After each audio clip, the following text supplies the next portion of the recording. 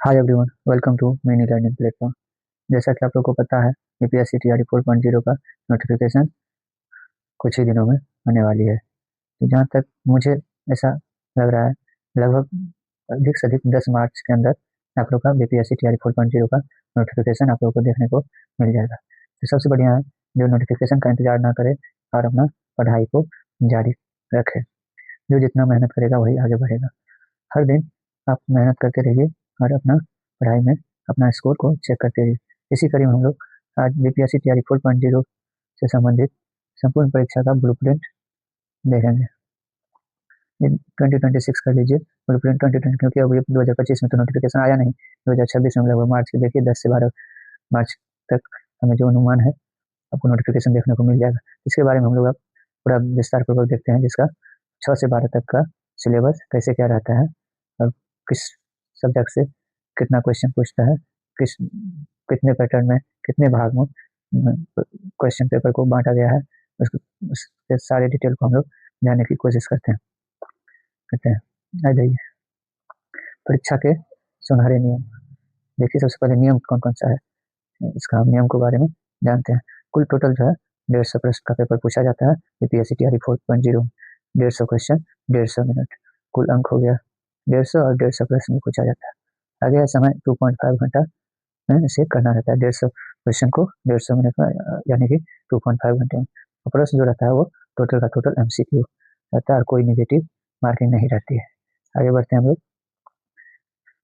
लोग 3 भागों में विभाजित ढांचा।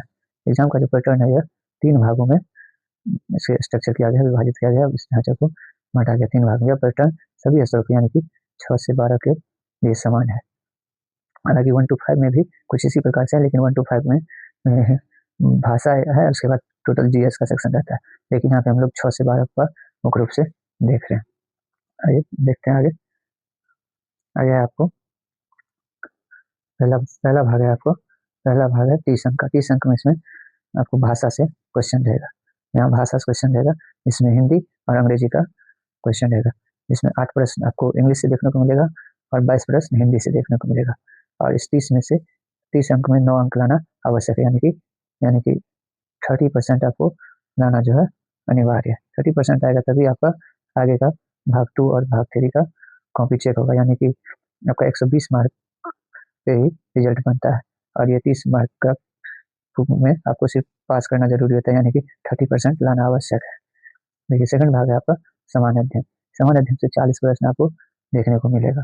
सामान्य अध्ययन से 40 प्रश्न आपको देखने को मिलेगा। इस 40 प्रश्न और भाग 3 है विषय विशेष, यानी आप जिस विषय के शिक्षक बनना चाहते हैं उस विषय का 80 मार्क का आपको क्वेश्चन पूछा जाएगा। इस 80 मार्क और 40 मार्क ये दोनों को मिला के 120 मार्क का आपका मेरिट बनाया जाएगा। अगर आप हिंदी में 9 नंबर ले आते हैं, हिंदी इंग्लिश मिला के 9 नंबर ले आते हैं या उससे अधिक आ जाता है, तभी आपको 120 मार्क पे आपका मेरिट बनाया जाता है। आगे बढ़ते हैं हम लोग। भाग 1 है भाषा लैंग्वेज। भाग 1 है भाषा लैंग्वेज, हमने आपको बताया अभी 30 अंक का लैंग्वेज पूछा जाएगा, जिसमें हिंदी का रहेगा 22 क्वेश्चन और 8 क्वेश्चन आपका अंग्रेजी से रहेगा। आगे देखते हैं भाग 2 है विशेष सबसे ध्यान देने वाली भाग 2 है, इसमें सामान्य अध्ययन है। इसमें 40 मार्क का क्वेश्चन आपसे पूछा जाएगा। 40 मार्क में हम लोग देखते हैं ये 40 मार्क क्वेश्चन आखिर पूछा कहाँ से जाएगा, कहाँ कहाँ से ये 40 मार्क का क्वेश्चन पूछा जाता है, किस किस सब्जेक्ट से। तो सबसे पहले तो गणित से 8 को प्रश्न यानी ये जीएस का सेक्शन जो है 40 अंक का, इसमें इसमें आपको 5 सब्जेक्ट से क्वेश्चन पूछा जाता है और 8 क्वेश्चन सभी सब्जेक्ट में पूछा जाता है। 5 सब्जेक्ट से और 8 कुछ 8 से 40 अंक का पूछा जाता है। ये 5 सब्जेक्ट हम आपको डिटेल विस्तार पूर्वक बता देते हैं, कौन कौन 5 सब्जेक्ट ये 40 अंक लाने के लिए पढ़ना है आपको। पहला तो आपको गणित पढ़ना है। सेकंड आपको तार्किक क्षमता, जिसे रीजनिंग बोला जाता है, रीजनिंग के नाम से जाना जाता है इंग्लिश में। थर्ड आपको समान जागरूकता, करंट अफेयर ये है। और 4 नंबर पे है आपको सामान्य विज्ञान यानी साइंस साइंस से क्वेश्चन रहेगा। और 5 नंबर पे रहेगा आपको सामाजिक विज्ञान से। तो यही पाँच पाँच सब्जेक्ट से आपको 40 नंबर के लिए आपको ये 5 सब्जेक्ट को तैयार करना पड़ेगा बढ़िया से। अब भूगोल, पर्यावरण और भारतीय राष्ट्रीय आंदोलन भी सामाजिक विज्ञान के अंतर्गत ही आ जाता है। तो ये 5 सब्जेक्ट आपको 40 अंक के लिए विशेष तौर पे ध्यान से बढ़िया से डेली प्रैक्टिस कीजिए, डेली उसका थ्योरी पढ़िए और उससे MCQ लगाने का कोशिश कीजिए। इस 40 में अगर आप 25, 27, 28, 28, 30 तक ले आते हैं तो आपका रिजल्ट, अगर आपका सब्जेक्ट पे पकड़ है, अच्छा खासा पकड़ है, तो आपको रिजल्ट से TRE 4 में आपका रिजल्ट बनने से कोई नहीं रोक सकता। इसलिए आप डेली सब्जेक्ट अपने मेन सब्जेक्ट पे फोकस कीजिए और ये जी सामान्य अध्ययन का टॉपिक को बढ़िया से कीजिए, उसकी थ्योरी कीजिए और MCQ daily by daily MCQ लगाइए। आगे बढ़ते हैं हम लोग। थर्ड है आपका विषय विशेष। इस विषय विशेष पे ये तो आपका मेन सब्जेक्ट है, इस पे तो आपको पहले से भी पकड़ होगी और इस पे हर एक बच्चा का, हर एक स्टूडेंट का इस पे पकड़ होता है।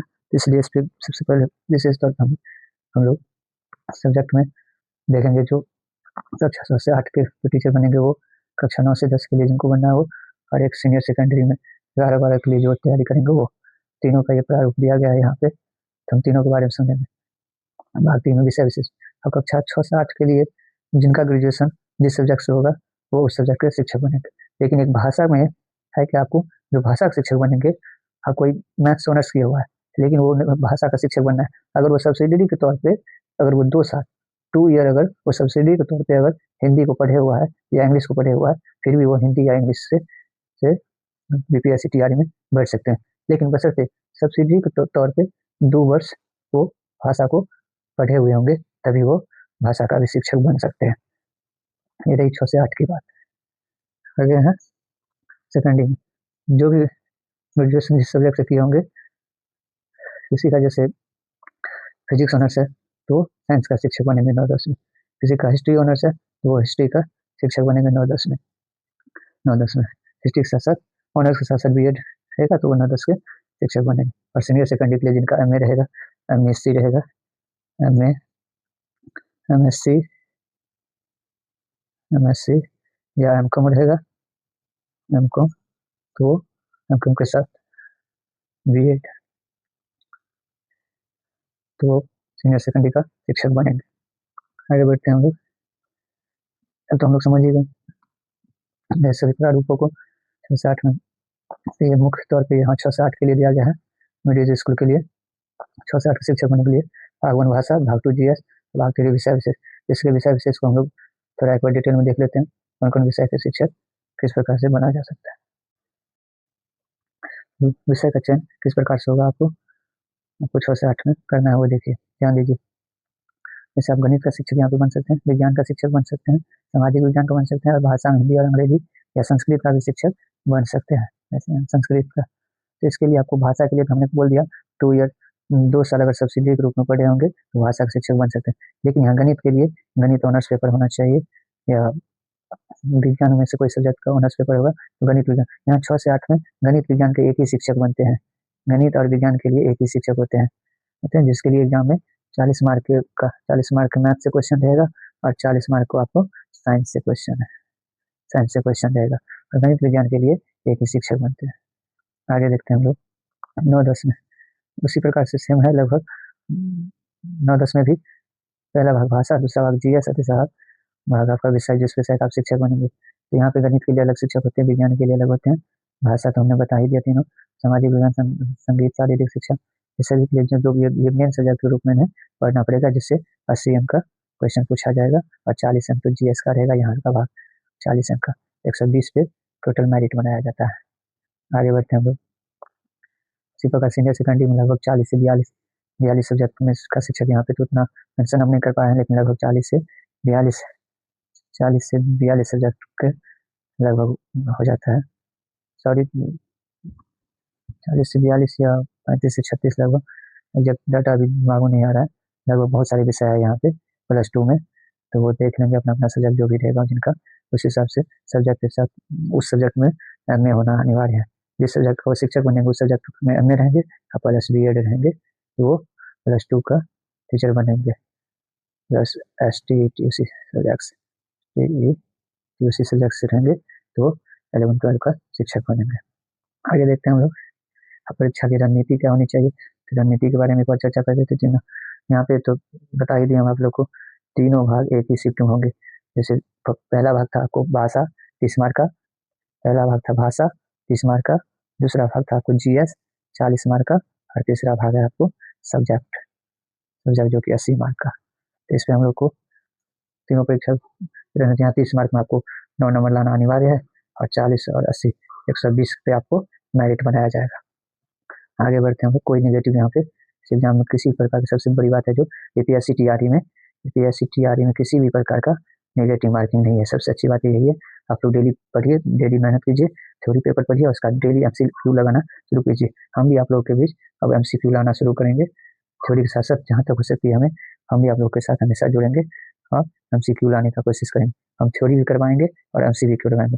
आप लोग इस चैनल पर नए हैं तो चैनल को सब्सक्राइब जरूर कर लें, और थोड़ा सा भी इन्फॉर्मेशन आपको अच्छा लग रहा है यूपीएससी टीआरई फोर्स से संबंधित तो आप जरूर चैनल को सब्सक्राइब कर लेंगे, वीडियो को लाइक करेंगे, और जानकारी अच्छी लगी हो तो ग्रुप में शेयर करने का भी काम जरूर कीजिएगा। हम लोग अब हर एक सब्जेक्ट बाय सब्जेक्ट हम कोशिश करते हैं खासतौर पे आपको हमारा 6 से 8 के लिए और 9-10 के लिए 11-12 के लिए विशेष तौर पे हिंदी का क्लास हम लाने का प्रयास करेंगे, और जहाँ तक हो सकती है आधुनिक इतिहास का भी क्वेश्चन हम लाएंगे। आधुनिक इतिहास का भी क्वेश्चन हम लाने का प्रयास करेंगे थ्योरी के साथ, और पॉलिटी का भी हमसे जुड़ जाइए। आप लोग को हम समय समय पर गाइडलाइन भी करेंगे, और किस प्रकार से परीक्षा का तैयारी करना है इसकी रणनीति हम हमेशा आपके साथ बने रहेंगे। आप चैनल से जुड़े रहिए और साथ दीजिए, सपोर्ट कीजिए, हम हमेशा आपके साथ रहेंगे। ठीक है, जय हिंद।